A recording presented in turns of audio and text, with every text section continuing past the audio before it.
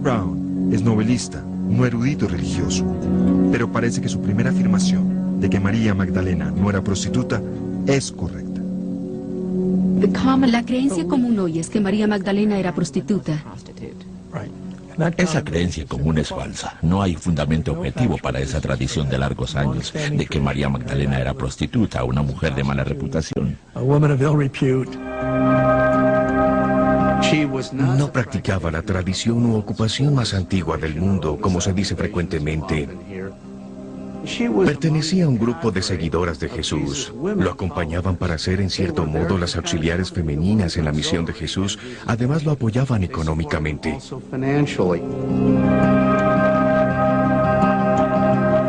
¿Cómo terminó María Magdalena siendo descrita como una prostituta durante casi 2000 años, si no hay evidencia? Una mujer que viaja con un grupo de hombres, ¿qué puede significar? Debe ser prostituta, debe ser promiscua de alguna manera. Esa reputación pudo ser parte de los rumores que circulaban por estas comunidades. Pagels dice que puede haber otra razón. Los evangelios en el Nuevo Testamento representan a María Magdalena, poseída por los demonios y fue salvada por Jesús. E infortunadamente para ella, la presentan inmediatamente después de una historia sobre una prostituta a quien Jesús perdona sus pecados. Pero la presentan claramente y se entiende que no es la mujer de la escena anterior. El hecho de que hubiera tenido un problema de demonios no implica de ninguna manera que María Magdalena fuera sexualmente promiscua. Hay que entender lo que eran los demonios en esa época. No son como en la ciencia ficción. ¿Cómo eran? Básicamente una enfermedad, una dolencia, y como no tenían tecnología ni medicina sofisticada, entonces la atribuían a los demonios, a los espíritus malignos. Expulsar los demonios de su cuerpo básicamente significa que se sanó. Que se curó. Sin embargo, en el año 591, el Papa de la época, Gregorio el Grande, pronunció un importante sermón de Pascua, declarando que María Magdalena y la prostituta sin nombre eran de hecho la misma persona. Con anterioridad al siglo VI no encontramos ninguna conexión cierta entre María Magdalena y la pecadora o María Magdalena y una prostituta. La imprecisión ocurre con Gregorio. Es una circunstancia infortunada. El Vaticano finalmente corrigió esa aseveración, pero solo hasta 1969, 1378 años después. Es asombroso para mí y para mucha gente cuánto ha sobrevivido la creencia de que María Magdalena era una prostituta. Mucho más de un milenio, sin prueba alguna que la apoye.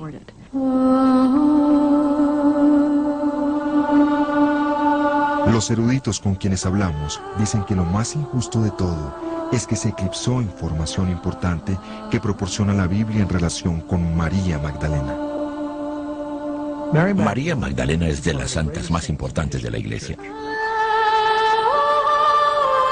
Es la mujer que con mayor frecuencia se menciona en los evangelios del Nuevo Testamento entre los seguidores de Jesús. Hay 8 listas de grupos de mujeres que viajaban con Jesús y 7 de esas 8 listas están encabezadas por María Magdalena. La Biblia dice que ella estaba al pie de la cruz cuando Jesús murió, al lado de su madre, mientras los hombres, seguidores de Jesús en su mayoría, estaban escondidos. Entre sus amistades y sus discípulos, María Magdalena era la más cercana a él.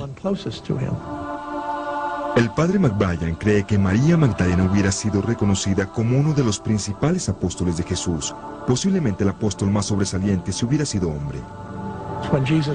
Cuando Jesús se levantó de entre los muertos, según las narraciones del Nuevo Testamento, en 3 lugares se le apareció a María Magdalena primero. Ella no fue solo un testigo, fue testigo excepcional. Tenía entonces todas las credenciales para ser apóstol. Pero algo de todo esto significa que estaba casada con Jesús.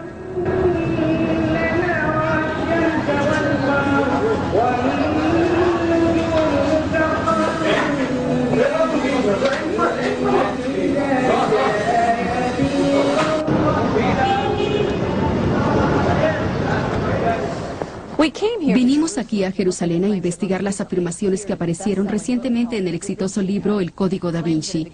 Afirmaciones que han existido durante siglos en leyendas e historias de que Jesús y María Magdalena eran marido y mujer y que quizá tuvieron una hija. No es un tema fácil de abordar.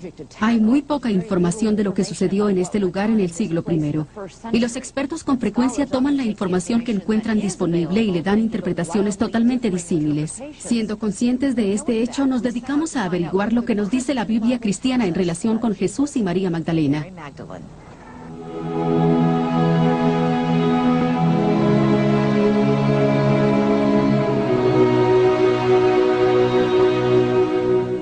Ella es evidentemente una de las seguidoras más fieles de Jesús desde la condición de ser discípula y seguidora. Pero no está casada con Jesús ni es alguien de su familia, hasta donde sabemos, porque no la nombran como familiar ni nada parecido.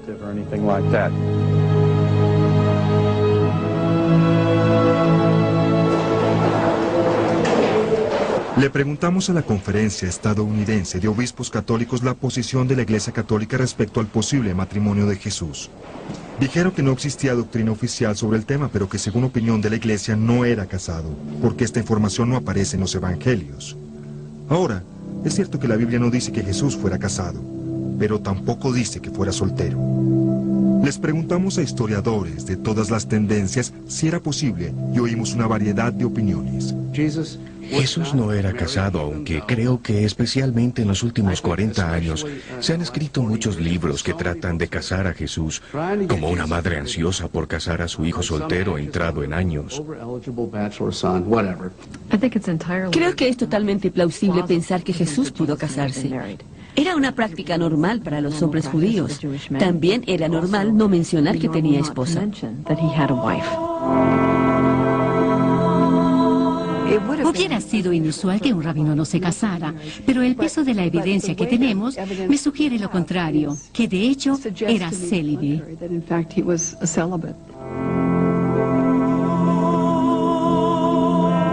Todo en la tradición de la Iglesia sugiere que Jesús era soltero. ¿Hay alguna evidencia en la Biblia, cualquier cosa que nos enseñe o nos informe si Jesús fue o no casado? No.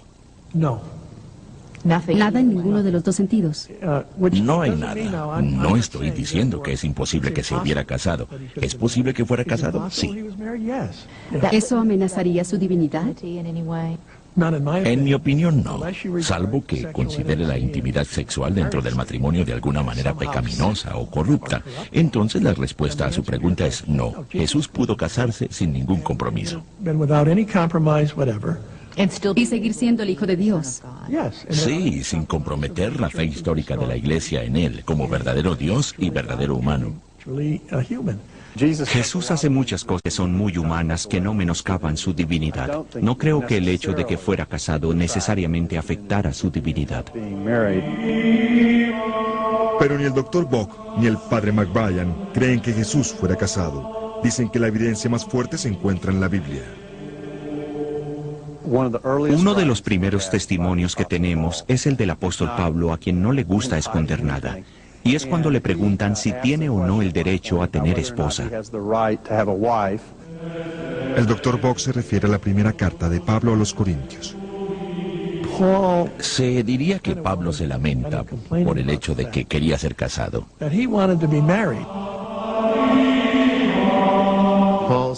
San Pablo dice, no tengo derecho a tener esposa como los hermanos de Jesús o como los otros apóstoles, incluyendo a Pedro. Si Jesús estuviera casado, él hubiera dicho, no tengo derecho a tener esposa como Jesús. No dice eso. No obstante, el novelista Dan Brown afirma que la evidencia de que Jesús era casado y casado con María Magdalena es aún más convincente. En su investigación, ¿en dónde encontró la información que lo llevó a creer que ella era en realidad la esposa de Jesús? En ese tiempo de la historia, si un hombre judío joven no era casado, se hubiera mencionado. Eso era prácticamente un pecado. Sin embargo, no hay mención de ese hecho. Dentro del judaísmo en el siglo I no era posible no ser casado. La norma era el matrimonio. Ni siquiera existía una palabra para soltero en su idioma. Margaret Starbird es la autora de varios libros en los cuales Dan Brown confió al escribir el Código da Vinci, pero ella no es erudita bíblica ni teóloga. Era obligación de un padre encontrarle esposa a su hijo antes de que el joven cumpliera 20 años. Entonces casi no se sabía de un hombre que no estuviera casado en el judaísmo. Pero la situación no es tan evidente como Starbird y Brown quisieran que creyéramos. Aunque sí hubiera sido poco usual que un judío fuera soltero, no era inaudito. Los llamados pergaminos del Mar Muerto, encontrados en estas cuevas en el desierto en las afueras de Jerusalén, lo dejan muy en claro. Esta era una comunidad completa de hombres judíos jóvenes que dedicaron su vida a Dios. Y los pergaminos parecen decirnos que todos eran solteros y célibes.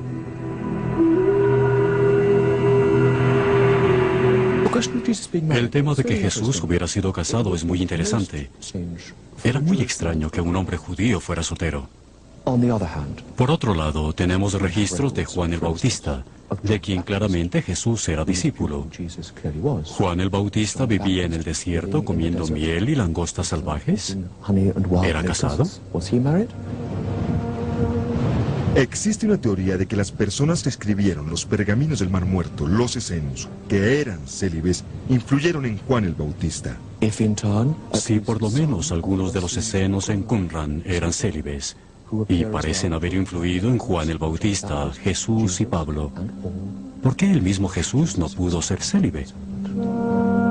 Pero Margaret Starbird indica otras piezas de lo que llama evidencia en las propias escrituras cristianas, el Nuevo Testamento. Aunque la Biblia no dice abiertamente que Jesús era casado, ¿usted dice que está escrito en forma cifrada y secreta? Sí. Starbird dice que los hechos están ahí, si se sabe en dónde buscarlos. Un lugar es la historia de los evangelios sobre una mujer llamada María Magdalena, que unge los pies de Jesús con aceite y lo limpia con su cabello. Margaret dice que la unción es idéntica a otros rituales antiguos de la región que incluían la unción de los reyes. Es un ritual de matrimonio. La unción del rey era en realidad el rito nupcial. Era prerrogativa de la novia real ungir a su esposo y luego se iban al aposento nupcial. Entonces este antiguo rito litúrgico en toda esta región del cercano oriente se celebra en forma casi exacta en los 4 evangelios. Pero la Biblia no dice que la mujer que unge a Jesús es María Magdalena. La llama María de Betania. Quiere decir que era de este pueblo, hoy llamado Al-Azaria, en las afueras de Jerusalén. Ni siquiera cerca de Migdal o del mar de Galilea. La teoría de Margaret Starbird es que María de Betania es María Magdalena. Según ella, la palabra Magdalena no se refiere al lugar del cual es oriunda. Es una especie de título que los escritores de la Biblia le dieron.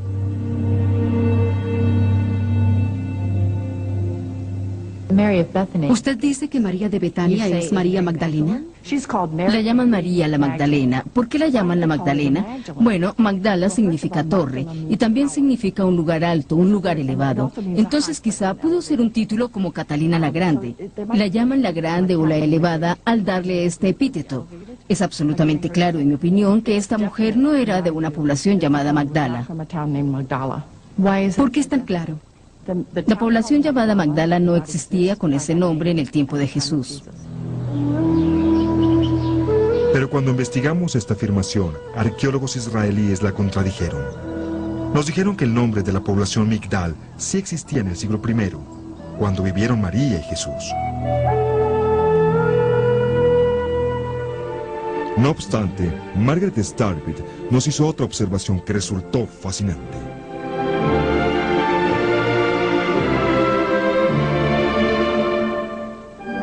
En el Evangelio según San Juan, María Magdalena llora sola en el jardín cerca de su tumba, cuando la sorprende a alguien que resulta ser el resucitado Jesús.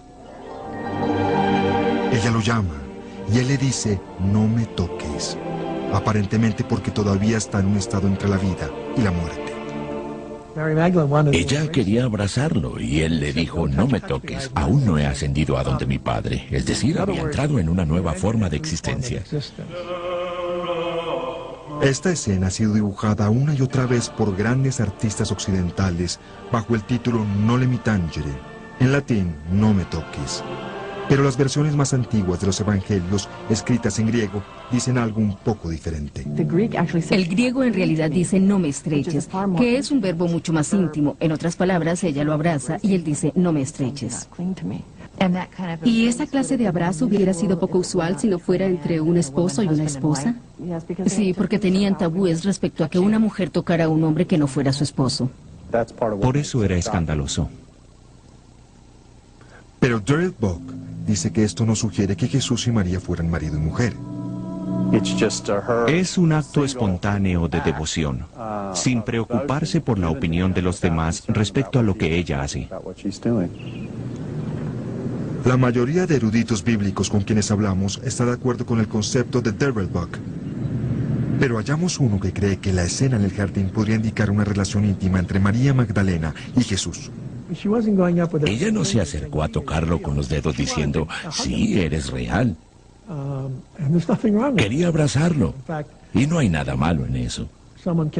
De hecho, si alguien llegara ahora y dijera, tenemos evidencia incontrovertible de que Jesús era casado, ¿adivinen con quién? Yo diría que la opción segura es María Magdalena. Si era casado, era obviamente Tenía que ser ella. con María Magdalena. Los secretos del Código Da Vinci.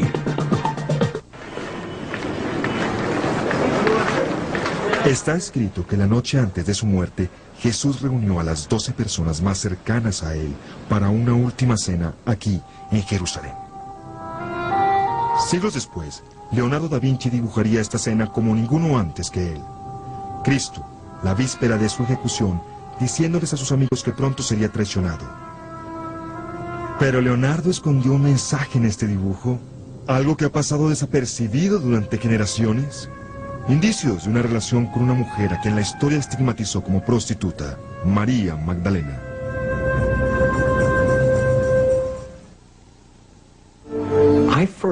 Me enteré de María Magdalena y Leonardo da Vinci por primera vez hace 15 años. Un día nuestro profesor inició la clase mostrándonos una diapositiva de la Última Cena, un cuadro que yo creía que entendía bastante bien. Luego indicó lo que yo vi como una omisión bastante evidente, la aparente ausencia en el dibujo de la copa de Cristo. Hace mucho se rumora que ese cáliz o copa, que según la Biblia Jesús usó esa noche, es el Santo Grial, la reliquia perdida que según se cree, fue sacada de Jerusalén y escondida en Europa durante siglos. Por alguna razón, Leonardo da Vinci resolvió omitir el cáliz del cual supuestamente los discípulos bebieron su vino. No hay cáliz. No hay cáliz. No hay copa en ninguna parte. Todos en clase quedamos perplejos pensando, qué extraño. Cuando el profesor dijo, quizá el Santo Grial sí esté ahí. Y él creía que el Santo Grial estaba en el cuadro de Da Vinci de la Última Cena. Dijo, si miran a la derecha de Jesús, ahí está el Santo Grial, y su nombre es María Magdalena.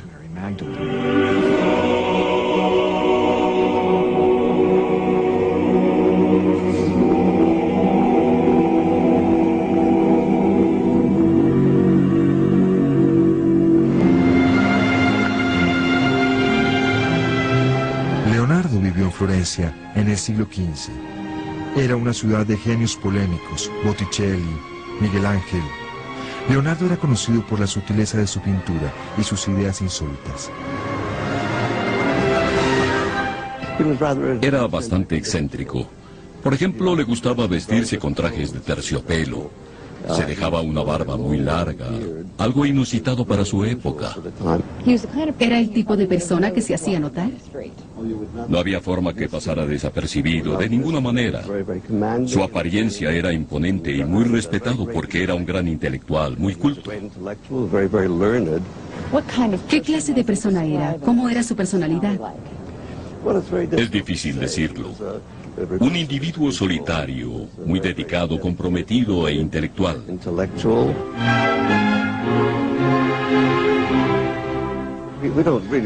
En realidad, no sabemos demasiado de su vida porque no se escribió mucho sobre él en su época.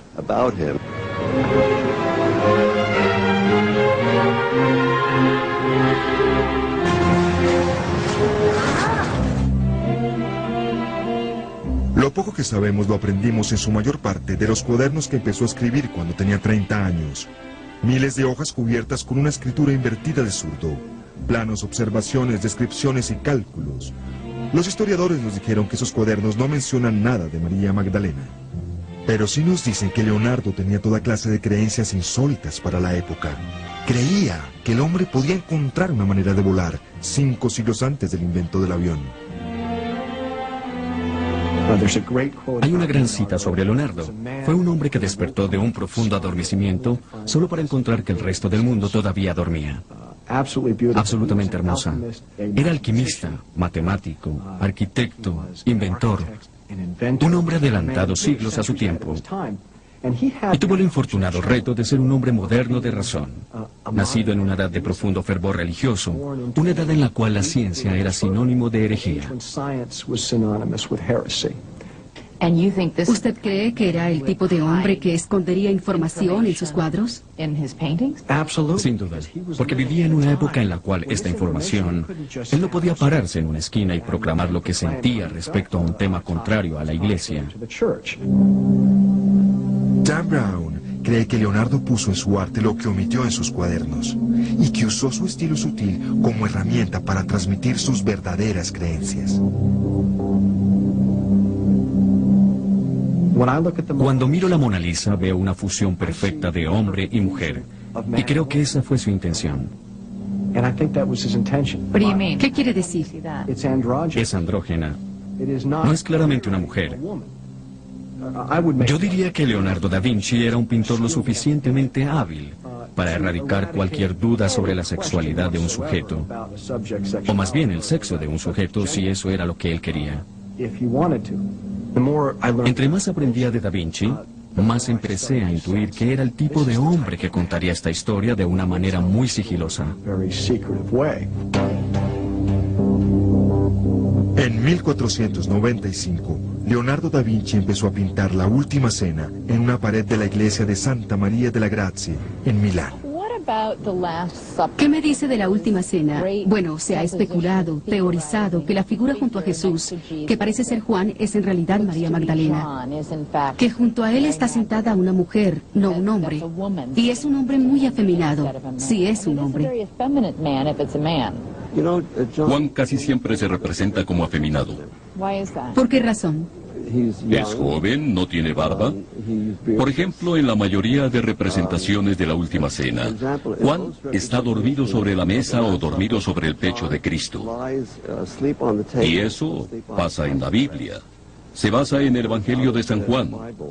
Si resulta ser María Magdalena, ¿en dónde está Juan? Había 12 apóstoles. Hay 12 hombres junto a Cristo. ¿En dónde está Juan? ¿Juan fue eliminado o reemplazado por la Magdalena? No tiene sentido. ¿No es posible que sea una mujer la que está junto a Jesús? Desde luego que no. Parece una mujer. No parece. ¿Por qué no? Porque parece un hombre joven. No vemos senos. Existe el hecho de que tiene cabello largo. Cristo también lo tiene. El apóstol con los brazos extendidos también tiene cabello largo, al igual que la figura de la izquierda. En todas las demás figuras, los rostros son indiscutiblemente masculinos, mientras que el de Juan se ve muy femenino. En la mayoría de representaciones de la Última Cena en Florencia, parece ser un hombre muy joven. Si observa el cuadro, es claramente una mujer. ¿Por qué tantos historiadores del arte descartan esta idea como absolutamente grotesca y absurda? Creo que es porque vemos lo que nos han dicho que veamos. Usted dice que también ve significado en la posición de sus cuerpos y en que forman una V. Así es. Las pinturas son simbólicas por naturaleza. La idea de una V en el cuadro, la V siendo un símbolo desde mucho antes de Leonardo da Vinci, el símbolo de la feminidad. Este símbolo aquí es esencialmente el útero, quiero decir en su sentido simbólico muy estricto. Solo encontramos un historiador de arte prominente que, según dijo, desde hacía mucho tiempo creía que la figura podría ser una mujer y no un hombre. En 1979 lo dije. Era uno de los principales expertos del mundo en el tema de Leonardo. Estamos viendo una copia de la Última Cena. Pedretti cree que la obra de uno de los mejores alumnos de Leonardo puede probar que la figura es una mujer. Y debajo un retrato femenino basado en Juan, el apóstol Juan. El alumno terminó haciendo un retrato basado en la persona sentada al lado de Jesús, en la escena de la Última Cena de Leonardo. Es la misma figura que vimos antes con la misma clase de cabello. Un cabello hermoso, crespo, cae como una cascada de agua y lindas facciones. Esta persona, indudablemente, no es un hombre.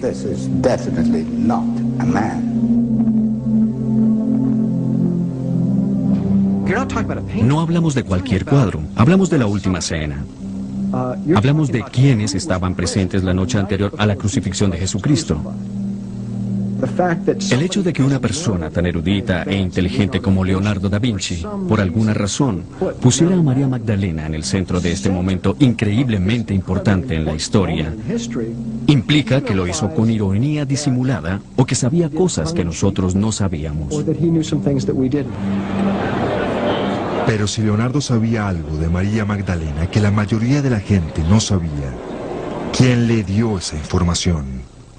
La novela El Código da Vinci sugiere que pertenecía a una sociedad secreta que transmitía este peligroso conocimiento de generación en generación.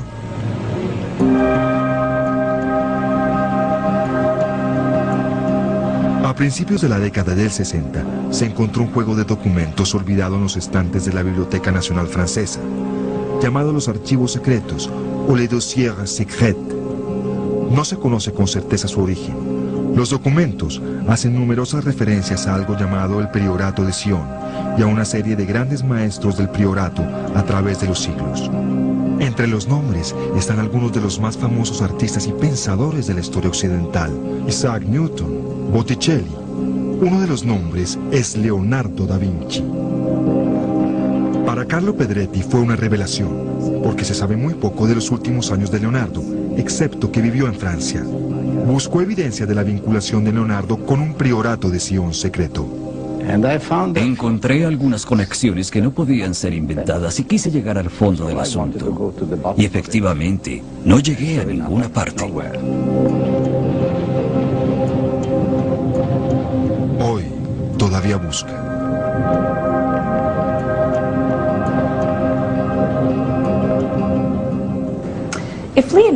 Si Leonardo pertenecía a una sociedad secreta que tenía información sobre María Magdalena y Jesús, ¿cuál era esa sociedad y de dónde obtuvo su información? La respuesta puede estar en leyendas que circulan en el sur de Francia.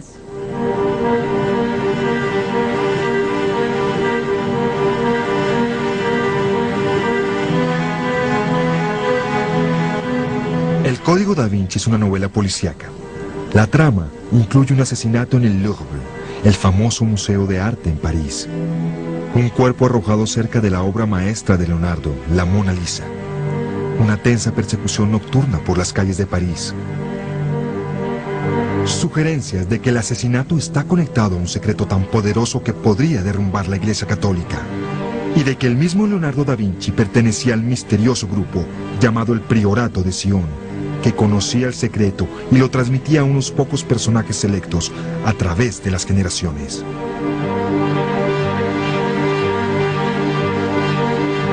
En la novela, por todo París, en Londres y aún en un santuario llamado Bosling Chapel, en Escocia, hay escondidas adivinanzas que contienen indicios.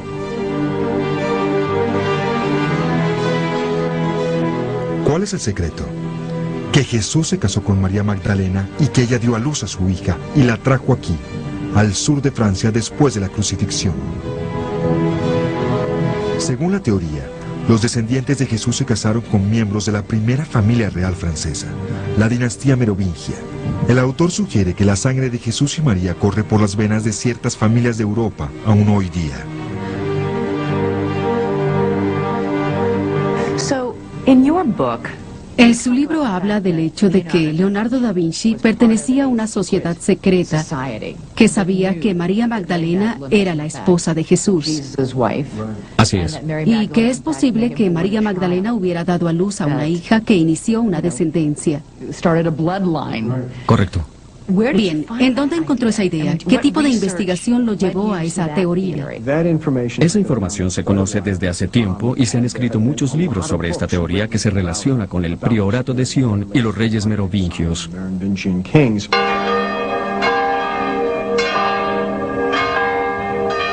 Decidimos examinar las fuentes y libros que según Brown le sirvieron de base y descubrimos que no existe evidencia de una niña ni de una descendencia en ningún documento histórico verificable en ninguna parte. Pero hay leyendas que incluyen algunas de las ideas que se encuentran en la novela de Brown, que dicen que María Magdalena se huyó de Jerusalén después de la crucifixión de Jesús y llegó a Provenza, en la costa sur de Francia. Ahora creo que debido al peligro en que estaba, posiblemente porque era madre, era importante para la familia y amigos de esta mujer mantenerla escondida. Y creo además que la sacaron de Jerusalén. La llevarían a un lugar seguro. Y aquí aparecen las leyendas y dicen que huyendo de la persecución, llega a las costas de Francia una pequeña embarcación sin remos y que trae el Santo Grial.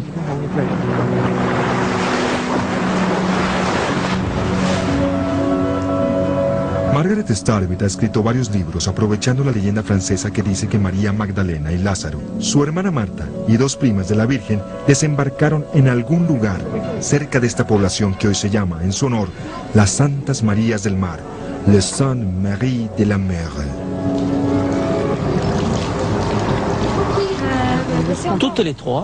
Todas tres, primas de la Virgen María. En Palestina eran perseguidas y las embarcaron en un bote sin vela ni remos. Después de una violenta tormenta, llegaron a nuestras costas al oeste de la desembocadura del pequeño Ródano. Esto no está en la Biblia. Es lo que dice la leyenda local.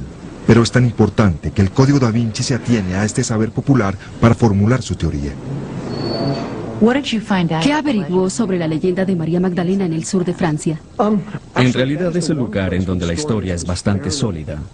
Todos esencialmente cuentan lo mismo. Que María Magdalena encinta viajó al sur de Francia y que tuvo una hija, Sara, y la crió.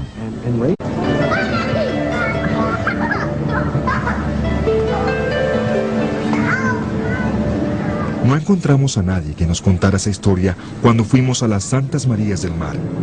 Sí dijeron que cuando las Marías y Lázaro llegaron, una mujer joven, de tez morena, iba con ellos y que su nombre era Sara. Nadie dice que era la hija de María Magdalena. Una tradición oral cuenta que era la criada egipcia de las dos Santas Marías y que llegó con ellas en el bote. Se dice que era adolescente. Hoy se le dice Santa Sara y es especialmente venerada por los gitanos, que se consideran los residentes expertos en su historia. Era una chica joven de 17 años. Recorría esta región en un caballo blanco, salvándole la vida a todos los niños enfermos. Ni siquiera los gitanos creen que Sara era la hija de María Magdalena o la hija de Jesús. Esto es un sacrilegio, porque no es bueno decir cosas como esas de Jesús. Jesús nunca se casó con nadie. Y Santa Sara era egipcia, la criada egipcia.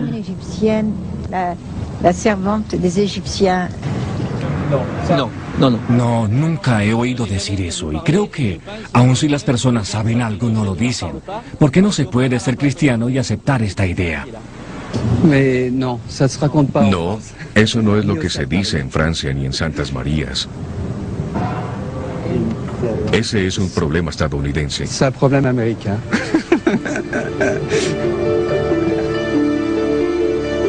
Aunque encontramos pocos indicios de evidencia de una hija de María Magdalena, sí encontramos mucho saber popular que sugiere que María Magdalena vino al sur de Francia. Una de esas historias nos trajo a este lugar, una región llamada Languedoc. Este lugar se relaciona con las leyendas del misterioso Santo Grial. El Grial ha sido asociado con la copa que usó Jesús en la última cena, después llevada junto a la cruz para recoger gotas de su sangre. Fue sacado subrepticiamente de Tierra Santa después de la crucifixión y escondido en Europa durante siglos. La teoría que venimos a investigar aquí dice que el cáliz que recogió la sangre de Jesús se escondió en Francia, pero de copa no tenía nada. Las primeras leyendas dicen que María Magdalena llevó el Santo Grial a Francia. Todas las leyendas y cuentos sobre los caballeros de refulgente armadura que recorrían Europa en busca del cáliz sagrado, se supone que el Santo Grial es el cáliz sagrado que en un tiempo guardó la sangre de Jesús. Pero usted dice que el Santo Grial es... Creo que el cáliz sagrado que en un tiempo guardó la sangre de Jesús era la misma María Magdalena como cáliz de su hija, cáliz para su familia. ¿Cree que el Santo Grial es María Magdalena? Sí. ¿De dónde vino esta idea? Todo lo que se ha escrito y dicho, debo decirlo, se basa en mi trabajo. Henry Lincoln es un autor cuyos libros son una de las fuentes principales de la historia que leímos en el Código da Vinci. La hipótesis que presentamos es que María Magdalena, la esposa de Jesús, vino a Francia y trajo el Santo Grial. El Santo Grial era de hecho su útero, la descendencia de sangre de Jesús. Eso es lo que usted cree. No, no es que crea o no crea algo, es una hipótesis. En 1980, Lincoln y dos colegas escribieron un libro en el cual unieron las historias sobre María Magdalena y otros fragmentos y partes de leyendas e historias de Francia. Según la historia resultante, no solamente María Magdalena estaba casada con Jesús, sino que sus descendientes se casaron con reyes franceses que terminaron gobernando esta parte de Francia durante la Edad Media, la dinastía merovingia. Los merovingios tienen una historia muy extraña en relación con su origen. La madre del primer rey merovingio fue impregnada por una criatura marina, un pez. Y uno de los primeros símbolos de Jesús fue un pez. Trataré de resumir. Sí. La primera reina merovingia fue impregnada por una criatura marina, el pez que según usted podría simbolizar a Jesús. Entonces, los miembros de la línea real merovingia serían descendientes de Jesús. Claro. Tiene razón por lo menos en una cosa. El primer símbolo de Jesús fue este dibujo de un pez. Sin embargo, ¿toda la teoría de una descendencia de Jesús en el sur de Francia se basaba en esto? ¿Por qué no decir que María Magdalena fue impregnada por Jesús? No es la forma aceptada por la ortodoxia. No se puede tener un Jesús casado. ¿Era muy peligroso decirlo? Cualquier cosa que sea opuesta a la ortodoxia es peligrosa. La Iglesia reacciona con violencia. Piense en la Inquisición. Lincoln y sus colegas también examinaron unos documentos extraños que aparecieron en la Biblioteca Nacional Francesa a principios de la década del 60, llamados los archivos secretos, les dossiers secrets. Encontraron múltiples referencias a una organización llamada Priorato de Sion, que parecía remontarse a la Edad Media, alrededor del tiempo de las Cruzadas. Y el Priorato de Sion se estableció para proteger a los descendientes de esta línea real, la sangre merovingia. Hermoso. Muy bien. Lo hizo. ¿Eso es todo? Sí. Lincoln concluyó que el Priorato de Sion debió ser iniciado por los nobles descendientes de Jesús en esta región. También cree que organizaron una fuerza militar propia, los Caballeros Templares, que lucharon contra los cruzados, y que los indicios de todo esto se encuentran en las famosas historias románticas escritas en Francia en la Edad Media. Hoy día, las conocemos como las leyendas del rey Arturo y el Santo Grial.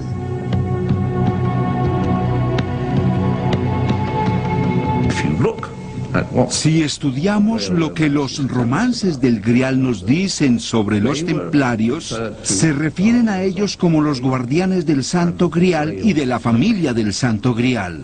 Entonces tenemos a esa familia real y la función de los templarios era protegerla.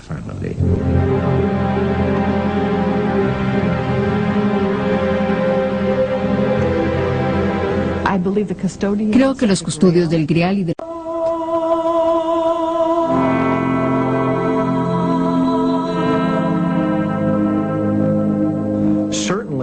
Ciertamente, María Magdalena, en mi mente, fue una figura más importante en la historia de lo que a muchos de nosotros nos llevaron a creer.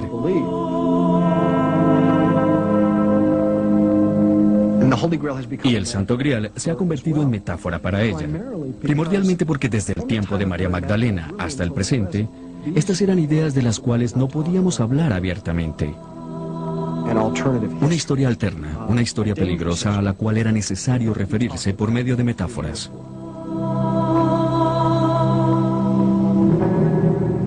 Dan Brown es el autor del exitoso libro El Código da Vinci, sustentado en parte en ideas encontradas en un libro que salió a la luz pública hace varios años como investigación no ficticia.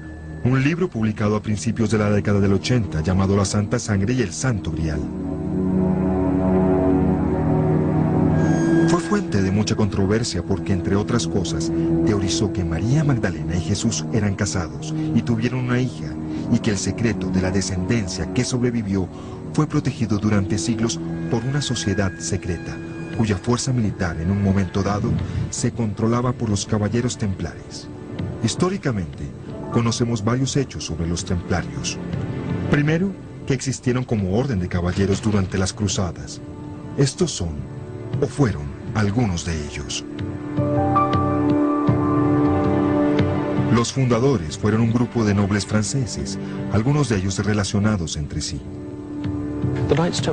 Los caballeros templares eran una orden de monjes guerreros, una idea extraordinaria. Los guerreros matan a la gente, los monjes no. Eran famosos por sus gritos de batalla religiosos y por arremeter contra el ejército musulmán que los aniquilaba. Al convertirse en mártires, según las creencias, sus pecados se borrarían por completo e irían directamente al cielo.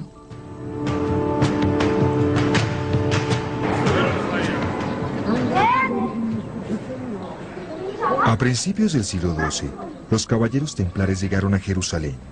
Al comienzo, había solo 9. En poco tiempo, su número creció y se hicieron muy poderosos. Aún el Papa les otorgó privilegios especiales. Se establecieron alrededor y debajo de la nueva sede cristiana, construida en el lugar de lo que fuera, muchos siglos antes, cuando Jesús estaba vivo, el templo judío.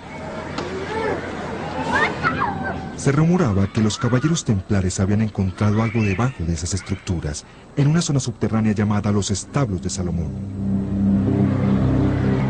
El rumor era que habían llevado a Francia alguna especie de tesoro. La teoría es que se trataba de documentos contrarios a la historia de Cristo promulgada por la Iglesia. Independientemente de lo que hayan encontrado, los templarios se extendieron y crecieron durante unos 200 años, hasta que el rey Felipe IV de Francia los dominó y la policía del pensamiento del Vaticano, la Inquisición, los acusó de herejes, los torturó y los ejecutó.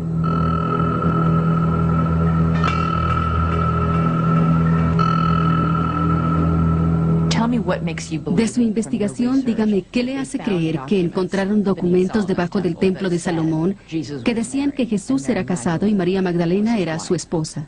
Es sentido común. No hay otra explicación para mí, para que estos caballeros adquirieran de pronto tanto poder y luego fueran atacados por el Vaticano en forma tan violenta. Debe ser porque que la Iglesia trató de alguna forma de mantener algunos documentos ocultos. Otras personas que han dedicado años al estudio de los caballeros templares creen que esta teoría es ridícula. Umberto Eco ha escrito varios libros, incluyendo El nombre de la rosa. Tiene todo un salón en su casa que llama su biblioteca de libros sobre teorías equivocadas. ¿Qué hay de cierto en la teoría de que los caballeros templares encontraron algo bajo el antiguo templo de Salomón en Jerusalén tan valioso que...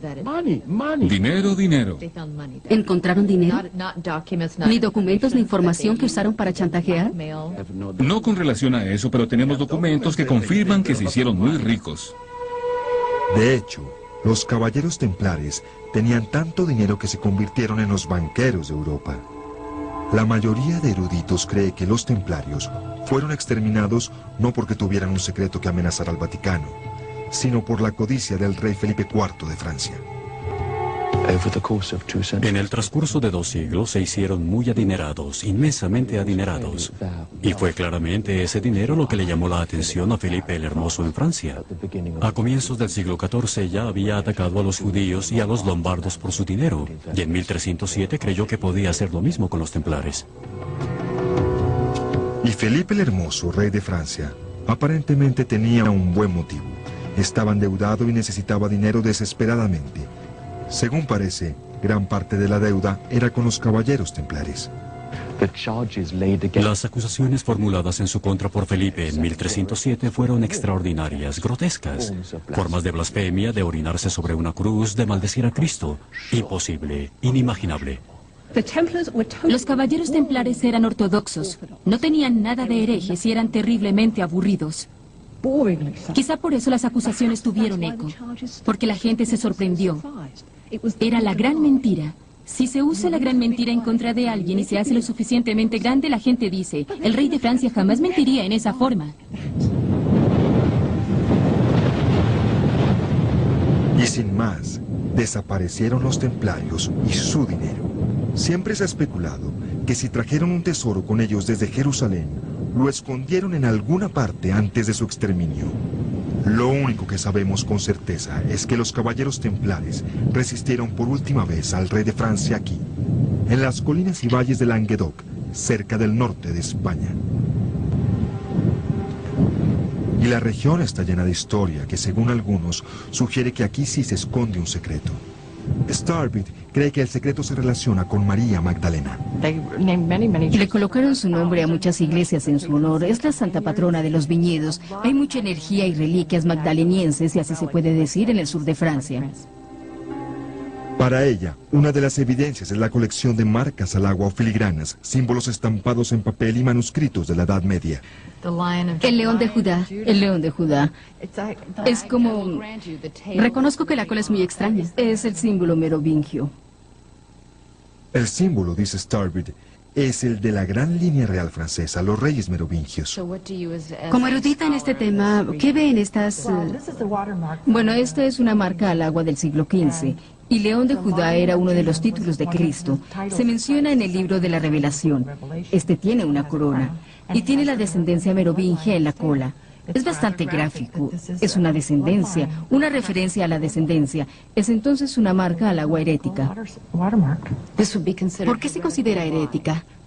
Porque la Iglesia niega que Cristo estuviera casado y que su descendencia existe.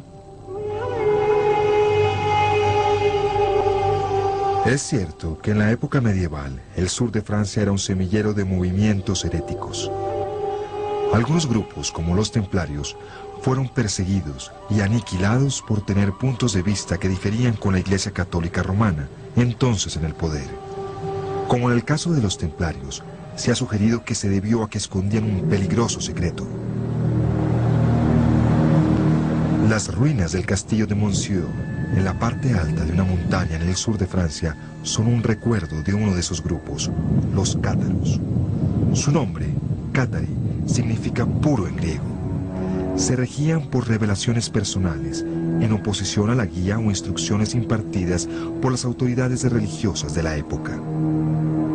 Estigmatizados como herejes por la Iglesia Católica Romana, muy poco queda fuera de los registros de la Inquisición para contarnos sobre ellos. Protagonizaron la masacre de Montségur, en donde sitiaron a más de 200 herejes y los quemaron vivos, y eso fue en 1244. Entonces toda la primera parte del siglo XIII es una sangrienta batalla en toda esta región del sur de Francia.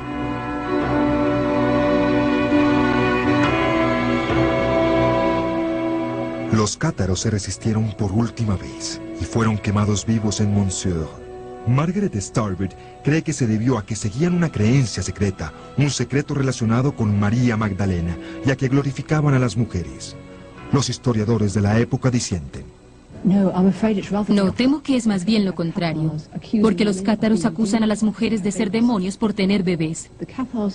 Los escritos de los cátaros que sobreviven y lo que dicen los teólogos que se comunicaron con ellos es que los cátaros creían en dos principios. El principio malo, que es físico, y el principio bueno, que es espiritual. El resultado neto es que todo lo que es físico del cuerpo viene del demonio.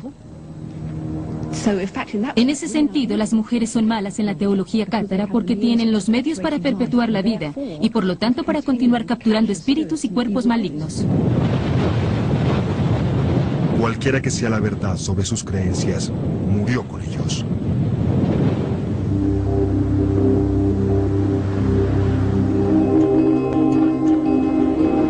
Habíamos hablado con varios de los autores cuyos libros proporcionaron inspiración para la novela El Código da Vinci. Ahora entendíamos que habían desarrollado una teoría sustentada en información fragmentada respecto a lo que sucedió aquí en la Edad Media. Los templares y su tesoro, la herejía de los cátaros. Creyeron que estas asociaciones compartían un secreto que transmitían en historias, como las leyendas del Grial, y que a esto se debía la persecución de la Iglesia. La Inquisición se estableció para acabar con estos grupos.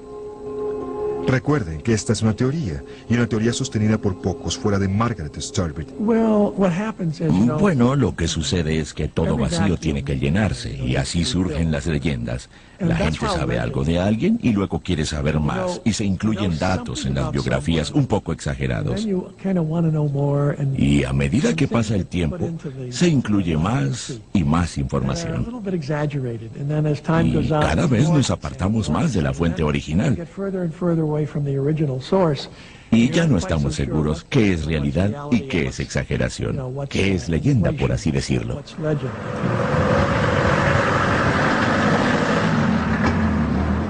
Una de las razones por las cuales toda esta región ha recibido renovada atención en el último siglo es porque a finales del siglo XIX fue escenario de una nueva serie de eventos insólitos y todavía misteriosos. Un humilde sacerdote, el padre Bérenger Saunière, fue asignado a la ruinosa iglesia de la Magdalena, aquí en un lugar llamado Rennes-le-Château. La historia cuenta que el padre Saunière reparaba el altar cuando encontró una especie de tesoro. Igual que los caballeros templares y los cátaros, se enriqueció.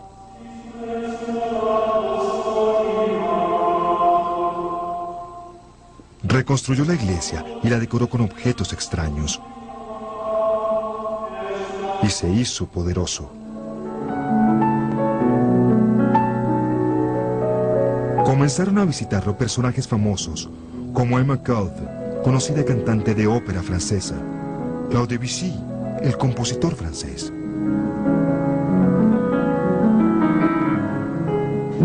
Nos dicen que vinieron aquí. Y no solamente una famosa cantante de ópera y Claude Debussy, renombrado compositor. También un archiduque de Habsburg se dice que vino aquí. Sí, de pronto empezó a frecuentar círculos espléndidos. El padre Saunière también aparentemente agrandó su casa y contrató ama de llaves. Marie de Marino era una chica bonita. Se mudó a vivir con él cuando tenía 18 años y lo cuidó por el resto de su vida. Bueno, el resto de la vida de él. Y cuando misteriosamente un obispo local intentó retirar al padre Saunière de su diminuta parroquia, las autoridades del Vaticano, en forma igualmente misteriosa, intervinieron para protegerlo. Los conocí, pero no sé qué sucedió allá. ¿El padre Saunière dijo alguna vez en dónde consiguió su dinero? ¿Se lo dijo? No, nunca nos dijo. No era tan estúpido como para decirnos. Desde luego, una idea popular es que todos estos eventos tuvieran relación con lo que fuera el tesoro secreto que los caballeros templares trajeron de Jerusalén durante las cruzadas. Conocimientos secretos relacionados con Jesús, María Magdalena y su descendencia. Otra versión de la historia dice que cuando el padre Saugnier murió, le dejó su fortuna a su ama de llaves y confidente, Marie. Según la leyenda, pocos años después, cuando el gobierno francés pidió registros relacionados con el origen de la fortuna, Marie prefirió quemarla antes que hablar. Sé que nadie sabe, pero ¿qué cree que pudieran tener esos documentos para que él se enriqueciera tan repentinamente? Estaban escritos en latín antiguo y con seguridad encontró alguna información, algunos datos que le dieron poder. ¿Cree que de alguna manera tenían relación con María Magdalena? En mi opinión personal, sí. Quiero decir, creo que esos documentos tenían relación con María Magdalena. Bueno, no existe evidencia a la cual pueda acudir y afirmar, por eso creo que encaja con la historia. Dan Brown aparentemente está más convencido que el hombre que originalmente popularizó esta teoría. ¿Es posible que toda esta historia de que el padre Saugnier encontró pergaminos secretos bajo el altar sea un mito? Desde luego. ¿Usted qué cree? Ni creo ni no creo en algo. Sé o no sé. ¿Y no sabe No, si alguna parte de esta historia es cierta? no sé. Muchas personas creen que saben. Leen lo que he escrito y creen que saben. No se dan cuenta que esas historias, cuando las escribo, están en sentido condicional. Y siempre precedo estas narraciones diciendo, se dice que, o nos dicen que...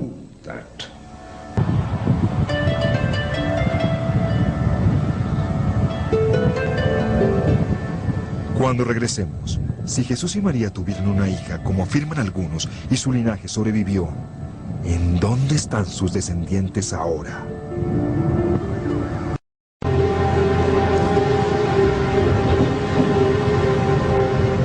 Vinimos al sur de Francia a investigar algunas afirmaciones incluidas en la polémica novela El Código da Vinci, que María Magdalena y Jesús tenían descendientes que se casaron con los primeros reyes cristianos de la región, los merovingios, que sus descendientes se casaron con familias nobles y finalmente se dispersaron por toda Europa, que estas familias formaron una sociedad secreta llamada Priorato de Sion y crearon los medievales caballeros templares como su fuerza militar, y que al priorato pertenecieron algunos de los más notables pensadores en la historia europea, como grandes maestres de su misteriosa organización.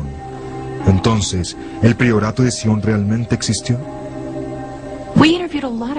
Entrevistamos a historiadores y escritores y muchos de ellos descartan el Priorato de Sion como una fabricación moderna. No creo que podamos saber. No creo que exista manera de saber. Se ha descrito de muchas formas, desde un pequeño elaborado hasta una muy poderosa sociedad secreta aún existente en Europa. La idea de que el priorato sí existe viene primordialmente de esos extraños documentos de los cuales les contamos, los que están guardados en la biblioteca francesa, los dossiers secrets. Nadie los había visto hasta que aparecieron en 1966.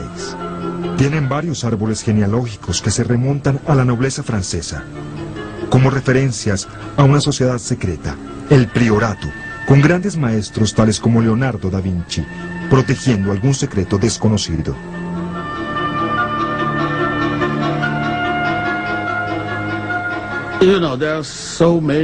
Hay tantas historias sobre Leonardo da Vinci. Durante siglos las personas han escudriñado el tema de la sonrisa de la Mona Lisa, que señalarle otra conexión con un priorato de Sion no molesta a nadie, excepto por el hecho de que tengo la impresión de que las primeras noticias sobre el priorato de Sion se divulgaron 3 siglos después de la muerte de Leonardo. ¿No cree que el Priorato de Sion existiera cuando Leonardo estaba vivo? No creo.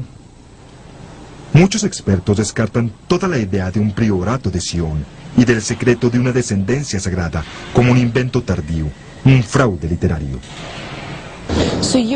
Usted conoce este libro, El Código da Vinci, Sí. que formula la teoría de que Leonardo da Vinci era uno de los guardianes del secreto del matrimonio de María Magdalena con Jesús y que subrepticiamente puso pequeños cuentos o indicios al respecto en sus obras de arte más famosas. No puedo en realidad saber lo que él pensó o no porque no tenemos ninguna evidencia en ese sentido. No hay nada de esa época que sugiera que él tenía conocimiento del priorato de Sion o que tenía conocimiento de la relación entre Cristo y la Magdalena y que hubiera incluido indicaciones en forma de código en sus cuadros, lo dudo seriamente.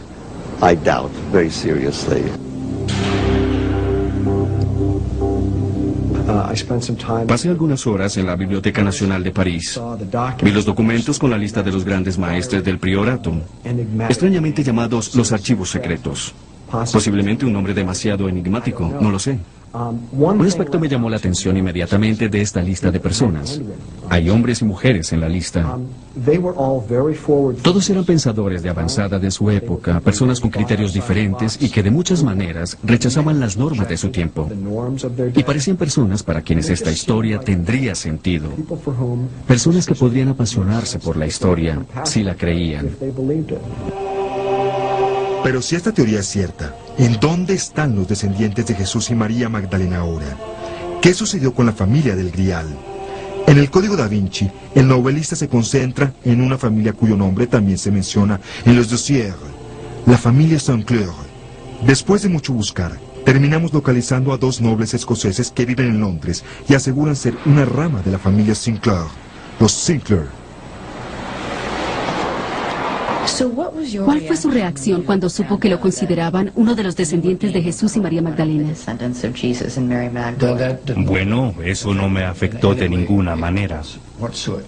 ¿No se siente...? No me he dedicado a buscar un halo de segunda mano, si eso es lo que quiere decir.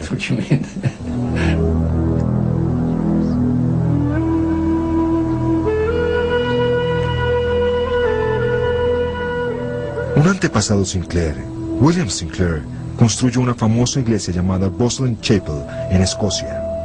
También aparece en el libro de Dan Brown como una fuente de indicios sobre un poderoso secreto, el de la mujer sagrada y la importancia de María Magdalena.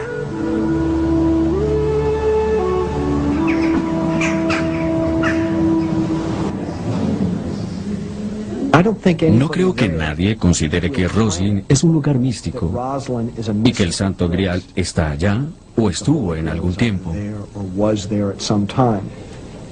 Sin embargo, estando en su interior, se tiene la sensación de que algo muy especial estuvo escondido ahí en algún momento.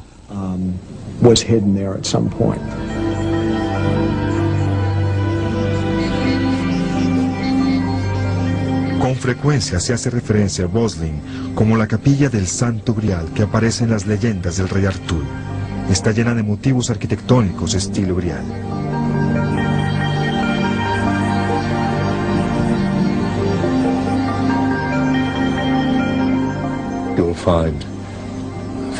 Encontrarán 50 templos de Salomón, hay serpientes de la sabiduría, y en el cielo raso verán el más grandioso de los romances del Grial, Percival, el Percival original.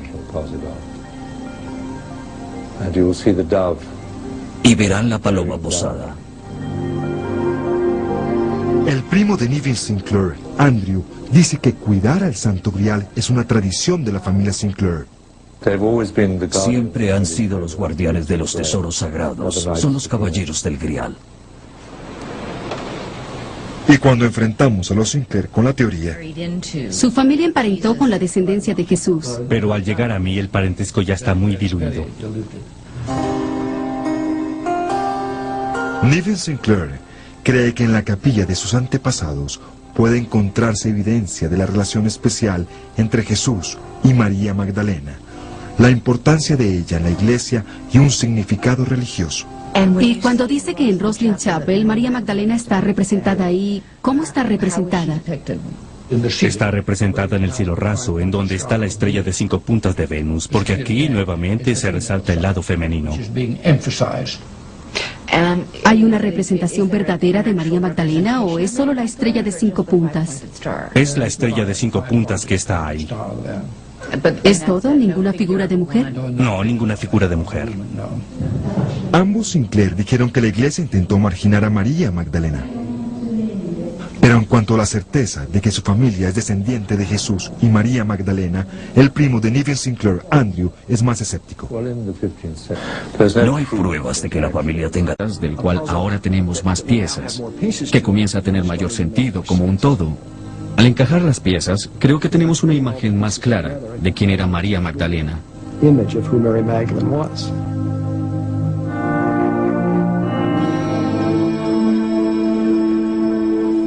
Según la novela El Código da Vinci, María Magdalena fue más importante para Jesús de lo que cualquiera de nosotros hubiera podido imaginar. La novela afirma que era su esposa.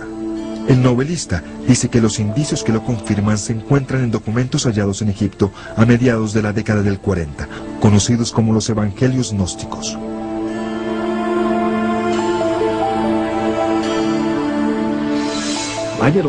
Investigué mucho en Roma y empecé a entender que había gran cantidad de historiadores que creían que existía información en los archivos del Vaticano y también en los museos que hablaban de otros evangelios, de otras historias de Cristo, de otras historias de su relación con María Magdalena.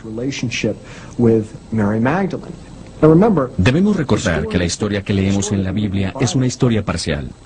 Y es una historia editada. Los evangelios gnósticos, según opinión de muchos historiadores, son la pieza perdida.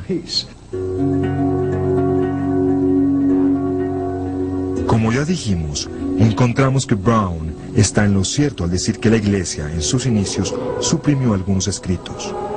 Académicos prominentes están de acuerdo en que en los primeros siglos de la cristiandad había muchos diferentes grupos que se llamaban cristianos, con puntos de vista radicalmente diferentes.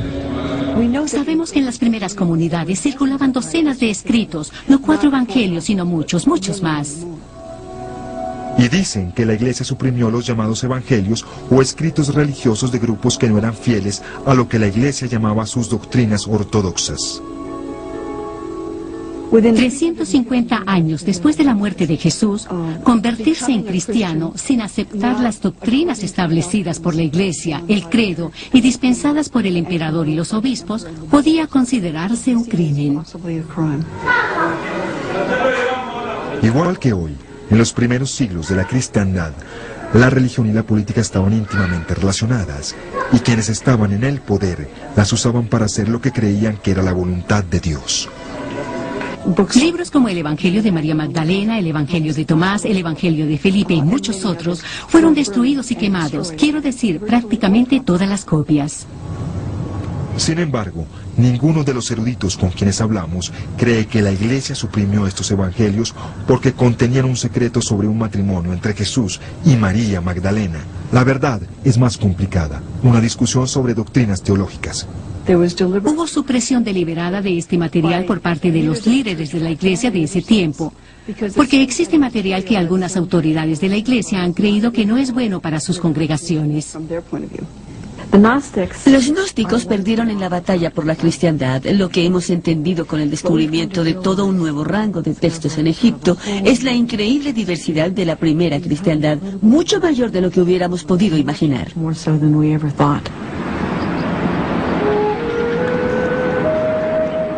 Encontramos que aunque los expertos no están de acuerdo con la conclusión de Dan Brown de que los llamados evangelios gnósticos nos dicen que Jesús y María Magdalena eran casados, sí coinciden en que María Magdalena tiene una participación significativa en muchos de estos evangelios. La participación de María Magdalena en el Evangelio de María es más prominente que, por ejemplo, en los Evangelios del Nuevo Testamento. La tradición de que había una relación especial entre Jesús y María es muy antigua. Esta es indudablemente una de las cosas que nos revela la nueva literatura que descubrimos en Egipto. Vemos que la llaman la mujer más amada de Jesús, que la llaman el discípulo más amado. Y existe evidencia, aún fuera de los evangelios gnósticos, de que en los primeros siglos después de Jesús, varios de los líderes de la Iglesia, hombres, trataban a María Magdalena con gran respeto. No es necesario acudir a los evangelios gnósticos para encontrar un elevado concepto de María y una exaltación de ella por su fe. Por ejemplo, un sacerdote cristiano de los primeros tiempos la definió como la apóstol de los apóstoles. Otro declaró que ella era la baluarte de la fe.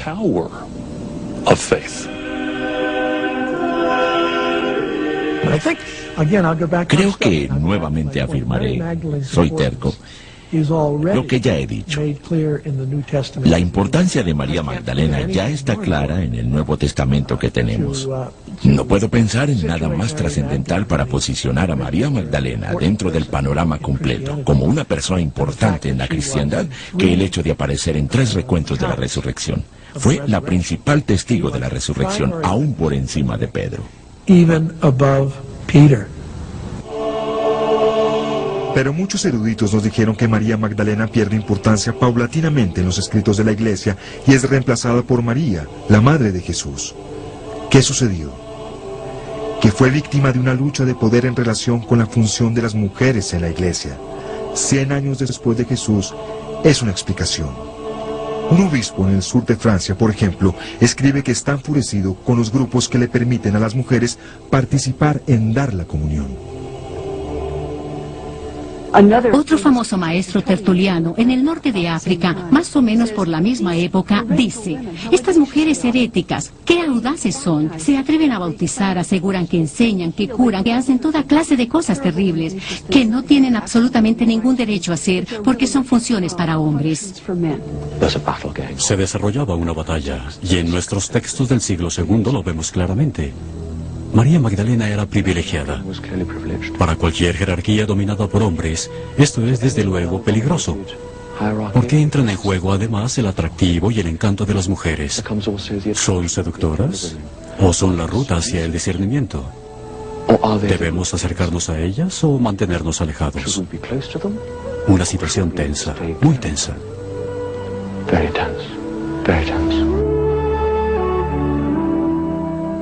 Lo que encontramos en el año 150 o 200 es la sistemática exclusión de las mujeres de cualquier posición que las hiciera visibles, en la cual pudieran expresarse, en la cual pudieran tener funciones de autoridad.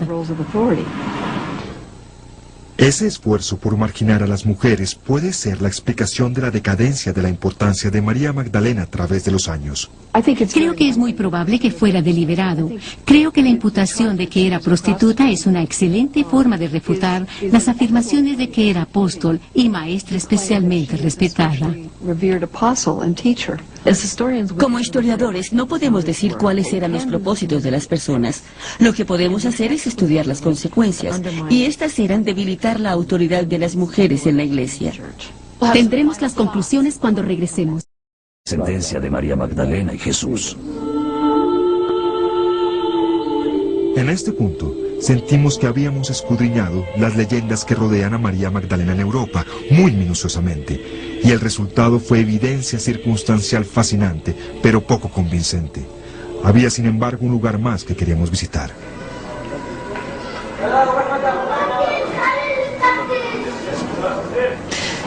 Si estudiamos la Biblia cristiana, es evidente que hay grandes vacíos en las historias que tenemos sobre la vida de Jesús. La Iglesia eligió los 4 evangelios que cuentan su historia en el Nuevo Testamento, pero había otros relatos escritos sobre Jesús, otros evangelios tan polémicos que la Iglesia ordenó su destrucción, y se destruyeron, excepto un juego de copias que permaneció escondido en Egipto hasta hace 50 años.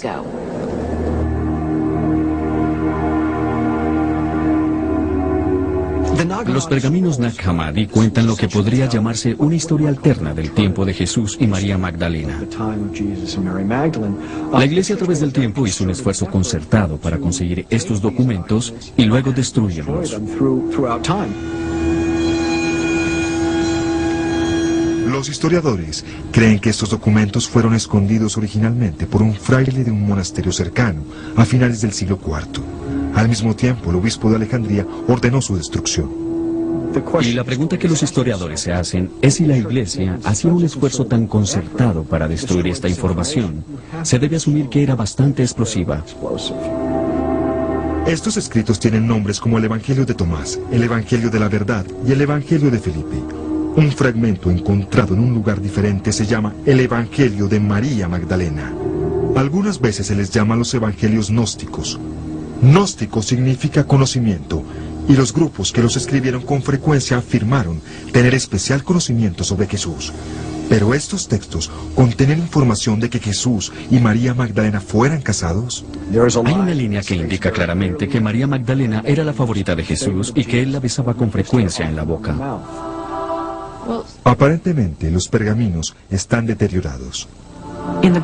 En el Evangelio de Felipe, Jesús besa a María Magdalena con frecuencia y luego hay un vacío en el texto que se puede llenar con la palabra boca, pie, mejilla o frente.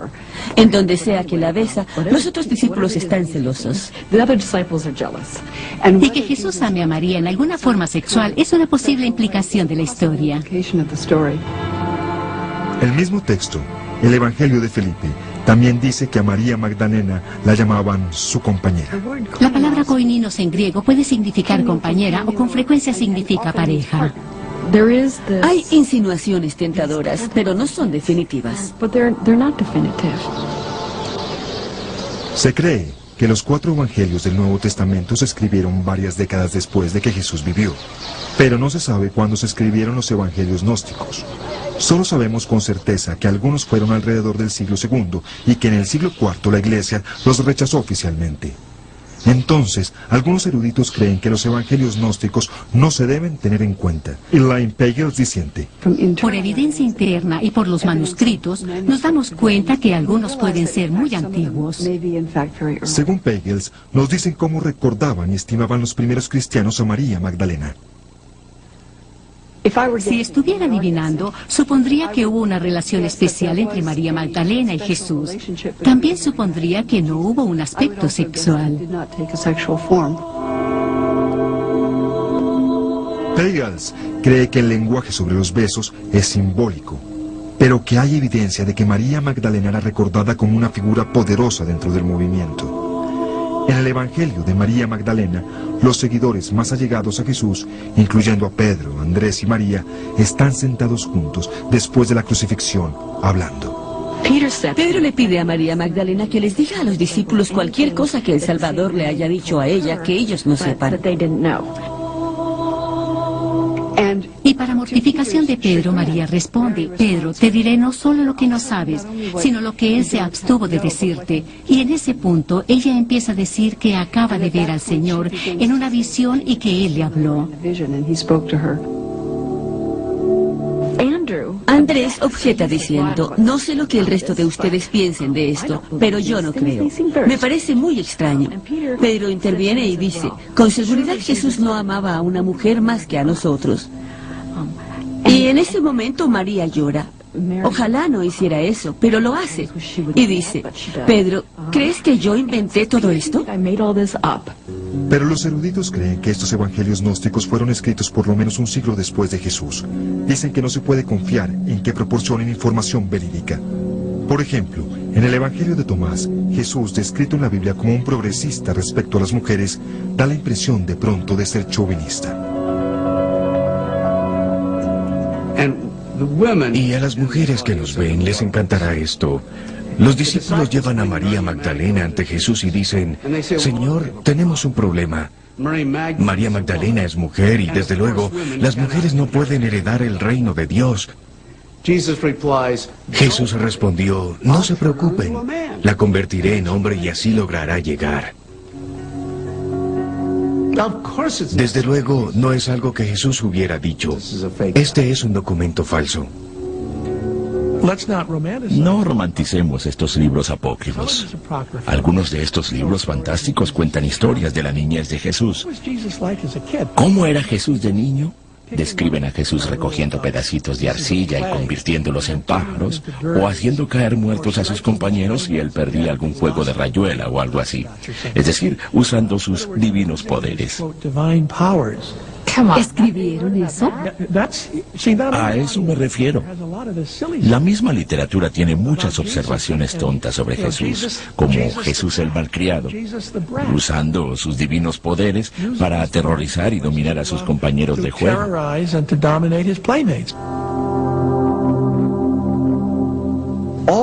Todos los evangelios son parte de un cuadro más grande y no creo que nadie pueda decir, creo en estos evangelios o en aquellos. Debido al hecho de que son historias orales, ninguna será perfectamente completa.